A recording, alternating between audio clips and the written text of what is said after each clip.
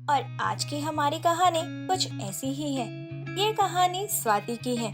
आज स्वाति की विदाई हो रही है और वो अपने नए जीवन में पहला कदम रख रही थी, इसीलिए उसका मन बहुत घबरा रहा था।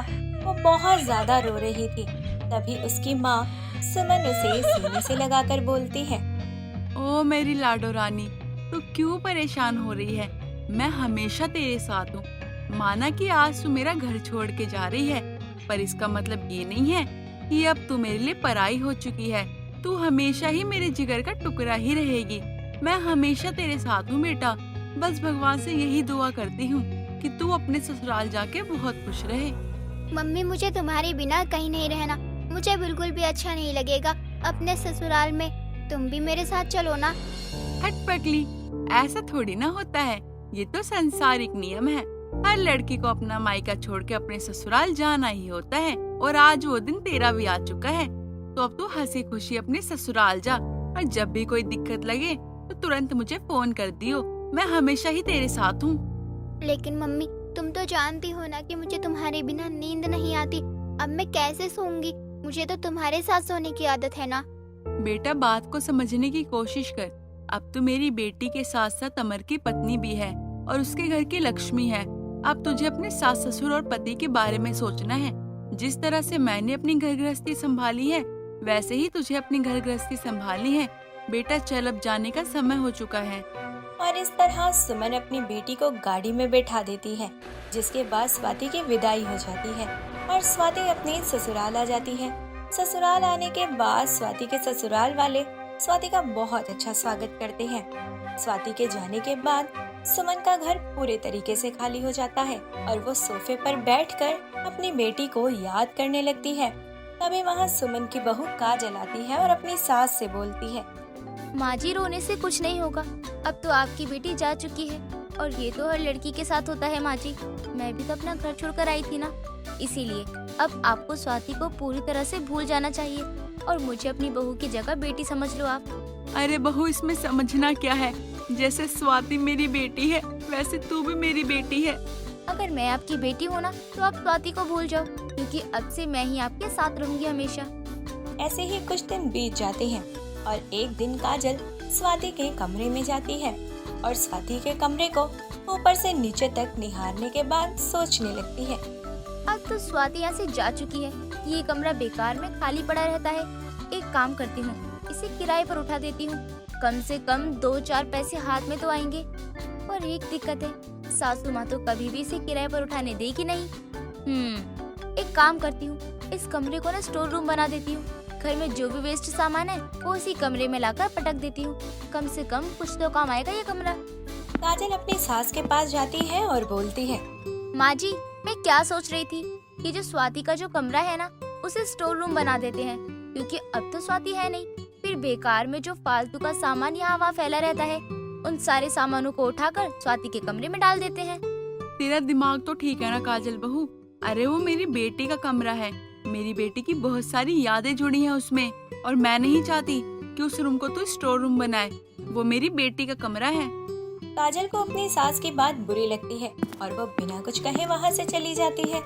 ऐसे ही वक्त गुजरता जाता है और गुजरते वक्त के साथ सुमन की तबीयत खराब होने लगती है और वो ज्यादातर बिस्तर पर ही रहने लगती है।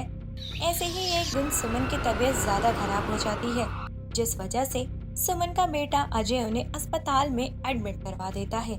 जैसे ही ये बात स्वाति को पता चलती है, स्वाति अपने पति अमर के साथ अस्पताल पहुंचती है। लेकिन धीरे धीरे सुमन की तबीयत अब और खराब हो जाती है और आखिरकार सुमन हमेशा के लिए ये दुनिया छोड़कर चली जाती है।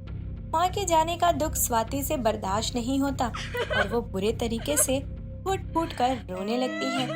एक महीना बीत जाता है और एक महीने बाद माँ के जाने के बाद मेरा मायका कितना खाली खाली लग रहा है। माँ बिना तो मेरा मायका अधूरा है। अगर माँ जिंदा होती तो अब तक उन्होंने मेरे स्वागत में पता नहीं क्या क्या किया होता। लेकिन मैं यहाँ दरवाजे पर पिछले 15 मिनट से खड़ी हूँ और किसी को पता भी नहीं है कि मैं यहाँ आई हूँ। थोड़ी ही देर में स्वाति की भाभी काजल आती है और स्वाति को देखकर बोलती है। अरे स्वाति, तुम तो बड़ी जल्दी आ गई।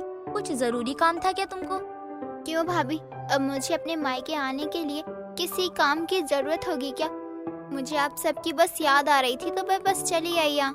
अच्छा कोई बात नहीं, चलो अगर तुम आ ही गई हो तो किचन में थोड़े बहुत बर्तन पड़े हैं, जाकर बर्तन धो दो, क्योंकि आज मेरे पास बहुत सारा काम है। तुम तो मेरी थोड़ी हेल्प करवा ही सकती हो। अच्छा ठीक है। बेचारी स्वाति जब भी अपने मायके में रहती तो उसकी भाभी उसको बहुत सारा काम करने को देती और उसे कभी आराम करने नहीं देती। साथ ही सारे किचन की जिम्मेदारी भी वो स्वाति पर डाल दिया करती। ऐसे ही थोड़ी देर बाद स्वाति अपने कमरे में जाती है और अपने कमरे का हाल देख रोने लगती है। हे भगवान, ये क्या हालत हो रखी है मेरे कमरे की। आज अगर माँ जिंदा होती तो शायद मेरे कमरे की ये हालत ना होती। सही कहा है किसी ने, माँ बिना मायका अधूरा ही होता है। अगर आज माँ जिंदा होती तो मुझे अपने मायके में ये कमी न महसूस होती। बेचारी स्वाति बहुत ज्यादा इमोशनल हो जाती है और अपने मायके में अपनी माँ की कमी को महसूस करती है। तभी वहाँ स्वाति की भाभी आती है और स्वाति से बोलती है, अरे स्वाति, तुम शाम को अपने घर जाने वाली हो क्या? हाँ भाभी, शाम को चली जाऊंगी। सोच कर आई थी कि 1-2 दिन रुकूंगी, पर अब नहीं लगता है कि ये घर मेरा है। बहुत पराया पराया महसूस हो रहा है। इस घर में आज मुझे ऐसा महसूस हो रहा है कि माँ बिना मायका सच में अधूरा होता है। अगर आज माँ जिंदा होती तो वो मेरे लिए तरह तरह के पकवान बनाती, मेरे आने पर मेरा स्वागत करती और मेरे आते ही वो मुझे कभी भी किचन में काम करने के लिए नहीं भेजती। उनके चले जाने पर मुझे उनकी बहुत कमी महसूस हो रही है, इसलिए अब मुझे नहीं लगता कि मैं यहाँ दोबारा भी कभी आऊंगी। शादी की बातें सुनकर काजल को खुद पर शर्मिंदगी होती है और इससे उसे बहुत बुरा लगता है। इसीलिए काजल अपनी ननद को समझाते हुए बोलती है, तुम बिल्कुल ठीक कह रही है स्वाति। माँ बिना मायका सच में बहुत अधूरा है। तुम्हारी माँ तो नहीं बन सकती, पर मैं वादा करती हूँ आज के बाद मैं कभी तुम्हें तुम्हारे मायके में किसी भी चीज की कोई कमी नहीं होने दूंगी। वैसे तुमने बिल्कुल ठीक कहा, अगर आज सासू माँ जिंदा होती तो वो तुम्हारे आने पर बहुत खुश होती, पूरे घर में तुम्हारे आने पर हलचल होती, पर आज मैं वो खुशी तुम्हें दे नहीं पाई। कोई बात नहीं भाभी, जो किस्मत में लिखा होता है वो होकर ही रहता है। मुझे क्या पता था कि मैं इस घर से जाऊंगी और दोबारा जो वापस आऊंगी तो मुझे मेरी माँ नहीं मिलेगी। इतना बोलकर स्वाति रोने लगती है और तुरंत अपने ससुराल आ जाती है। अब से स्वाति जब भी अपने मायके जाया करती तो उसे अपनी माँ की कमी बहुत महसूस होती। फिर चाहे उसकी भाभी उसके लिए कितना भी कुछ क्यों ना कर ले, लेकिन माँ की कमी कभी कोई पूरी नहीं कर सकता। दोस्तों, अगर आपको ये कहानी पसंद आई तो इसे लाइक करें, शेयर करें और कमेंट करके बताएं कि कहानी में आपको सबसे अच्छा क्या लगा।